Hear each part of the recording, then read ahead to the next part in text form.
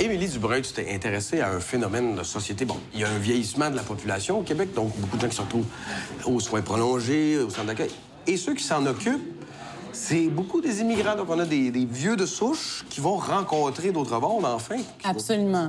Des vieux qui ont souvent jamais vu un noir de proche. Ouais, non, c'est et là, vrai. arrivent au centre d'accueil et c'est principalement des gens de race noire qui prennent soin d'eux. Alors, il y a un choc culturel et si la tendance se maintient, cette proportion de gens qui viennent d'ailleurs et qui prennent soin de nous et de nos petits bobos va aller en augmentant. Et comment ça change le milieu de la santé? Bien, on a essayé de s'intéresser à ça.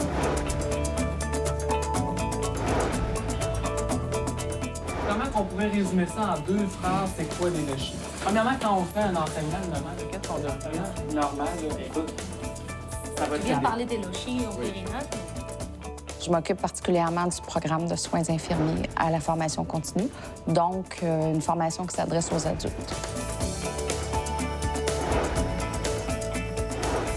Dites-moi, depuis que vous avez parti le programme, le visage de vos étudiants a beaucoup changé. Beaucoup. Comment? La minorité est maintenant québécoise et notre majorité est de différentes ethnies. Je dirais 75 avec des migrants. C'est ouvert, ma charité est ouverte. Je les appelle mes bardés de diplôme parce que c'est tous des gens qui ont fait des études supérieures. Parce que nos exigences, c'est au moins une année universitaire complétée. Mais pour la plupart, ils nous arrivent avec plus que ça. Aujourd'hui, la situation a beaucoup changé. Quelle est-elle? Mais aujourd'hui, bien entendu, le secteur de la santé et des services sociaux est un secteur où le personnel est très, très, très diversifié et à laquelle les personnes immigrantes ont accès beaucoup plus facilement. Il y a un nouveau phénomène qui risque de prendre de l'ampleur. Ce sont toutes ces personnes qui étaient médecins dans le pays d'origine et qui n'ont pas été reconnues et qui se sont recyclés comme infirmiers ou des infirmiers-infirmières qui se sont recyclés comme préposés. Qu'est-ce qui les choque le plus? C'est relié à notre différence de la façon qu'on traite les hommes et les femmes. Nos relations sont beaucoup plus égalitaires au Québec. On a beaucoup d'hommes. Ça, c'est une autre caractéristique de nos groupes. Plus de la moitié de nos étudiants, c'est des hommes.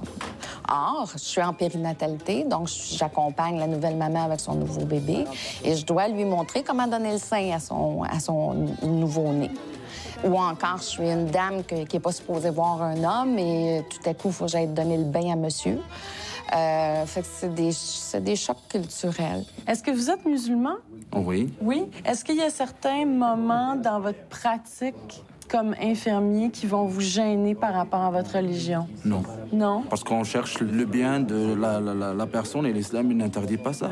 Alors, vous allez voir des femmes nues sans Non, c'est problème. rien du tout. C'est mon travail. L'islam, il n'a pas interdit. Donc, c'est pour sauver la vie d'une personne. Ce n'est pas l'islam, il n'a pas interdit ça. Souvent, dans leur pays, les infirmiers et infirmières sont moins valorisés. Alors qu'ici, au Québec, on valorise beaucoup la part des infirmiers et infirmières. Elles ont beaucoup de responsabilités. Et au niveau du professionnalisme, elles sont prises au sérieux. Puis ça, c'est quelque chose qui les étonne.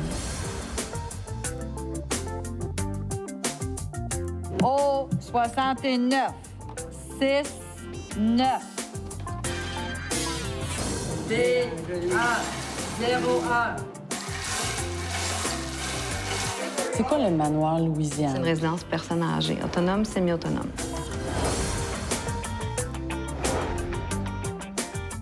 Vos résidents, ils sont majoritairement québécois Oui, de souche? 123 résidents, 123 Québécois. 123 Québécois blancs, pur laine. Madame Tremblay, Monsieur Tremblay. Oui, c'est ça. En gros. C'est ça. Qui s'occupe d'eux? Je vous dirais que la majorité est de notre ethnie, si on veut. Donc, on a des Africains, des Haïtiens, on a Vietnamiens. Les différentes communautés n'ont pas la même conception de la vie, de la mort, de la maladie, de l'hygiène. Ces différentes communautés n'ont pas la même conception du travail. Non, c'est pas pareil. En Afrique, on peut s'occuper de notre grand-mère à la maison. Nous, on peut s'occuper de notre mère, mais ici, quand on vieillit, on amène les gens dans des centres d'hébergement. C'est ça la différence. Moi, mon nom, c'est Adama Barré. Je suis infirmière au Manoa-Lusien. Je travaille ici depuis 5 mois. Je viens de l'Afrique, précisément de la Guinée-Conakry. La Guinée-Conakry. Moi, je suis Marie-Laure Michel. Je suis préposée aux bénéficiaires. Je travaille ici depuis près de 3 ans. Bien, moi, c'est Irène. Je suis africaine. Je suis congolaise. Et puis, j'ai commencé à travailler ici comme préposée aux bénéficiaires. Est-ce que c'est parce que les Québécois aussi, de souche, s'intéressent pas à ça? N'ont pas envie de prendre soin de leurs personnes âgées? Le discours sur le système de santé au Québec est très négatif. On parle de burn-out, de dépression, de manque cruel de personnel, de conditions de travail extrêmement difficiles, de journées de travail très, très, très longues. Donc, c'est sûr que c'est pas séduisant. Les immigrants, c'est comme si on n'avait pas le choix. On n'a pas de choix à faire. Donc, on cherche quoi faire pour subvenir à nos besoins. Donc, on prend ce qui s'offre à nous. Ça a été quoi votre première réaction quand une Noire vous a touché? Ça m'a rien fait. Non? Non. Je m'adonne, moi, avec le monde. Qu'il soit noir, karaté, barré, ça, moi, je parle à ça. J'ai pas de problème, moi. En tout, je me casse pas la tête avec rien. Aujourd'hui, avec la syndicalisation, la tâche prend le pas sur la relation. Et les employés se le font dire. Avec les coupures de personnel, tu as tant de minutes pour faire un lit. Et elles sont évaluées sur ça. Et certaines employés immigrés bravent la consigne de la tâche et disent, moi, on m'a dit qu'il fallait que je fasse tant de lits par heure, mais moi, cette personne a besoin de parler, elle est toute seule, elle pleure. Je vais m'installer, je vais discuter avec elle. Au grand Saint-Nicolas, patron des écoliers. Des fois, il y a des personnes âgées, ils sont en train de pleurer ici. Non, je vais rentrer à la maison, je vais aller voir mes enfants. Je trouve ça un peu difficile.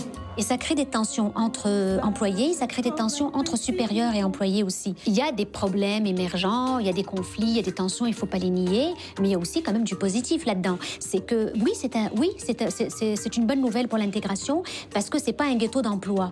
D'accord? Ça peut devenir, les préposés aux bénéficiaires, si ça devient juste un ghetto d'emploi haïtien, c'est pas intéressant. Mais il reste qu'ils travaillent dans un hôpital, dans le système. Donc, ils sont quand même avec d'autres. Les résidents ici sont tous blancs. Ouais.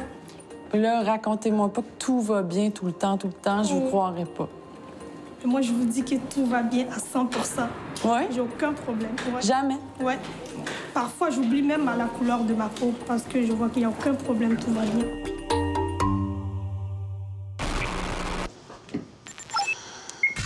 Les étrangers ne prennent pas soin uniquement de notre corps. Ils prennent aussi soin de notre âme, ou du moins de ce qu'il en reste. Chaque année, le diocèse de Montréal fait venir de partout dans le monde, de l'Afrique, de l'Amérique du Sud, d'Haïti, des aumôniers suppléants pour œuvrer dans les hôpitaux, dans les prisons et dans les résidences.